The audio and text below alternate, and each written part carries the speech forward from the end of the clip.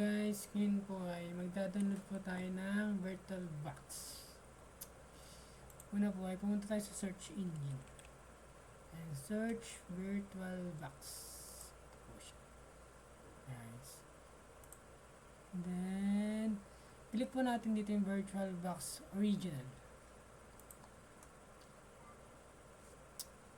Then ayun po, tapos pipili po tayo dito. Saan ba yun? Ito pa, itong Windows host na taba. Then yun na nga po, pa-download na siya. Hintayin na lang natin ma-download. Then click na lang natin ito after ma-download na ito.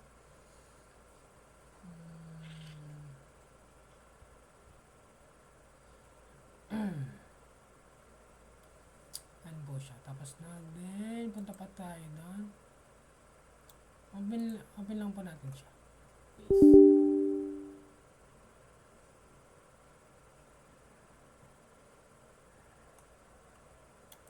Then click yes.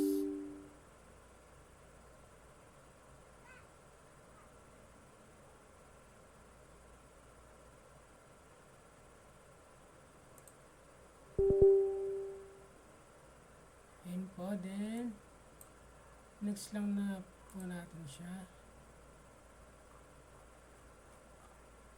Then accept lang po natin para ma-download natin ito guys. Ayan po siya.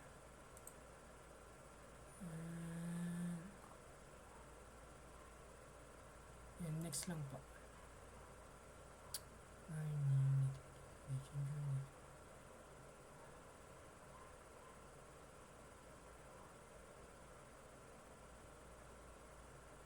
Yes pa lang natin. Yes lang. Then ito. Yeah, next lang natin. Ano ba? Okay. Yan yun. Wait lang po natin ito. Ano na.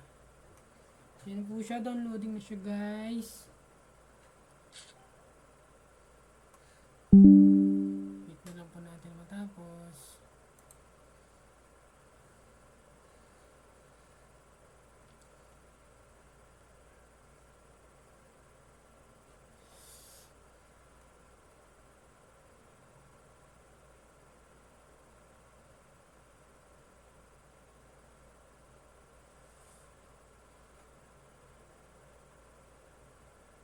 So yun na guys, patapos na siya.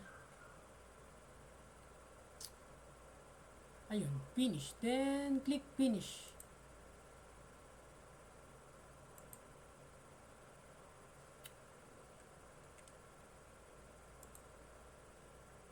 Ayan yun. Ano po natin siya. Then new. Ano ito? Dito maglalagay ng name guys. So dito naman yung sa mismong folder kung saan nyo ilalagay. So ganun lang po guys.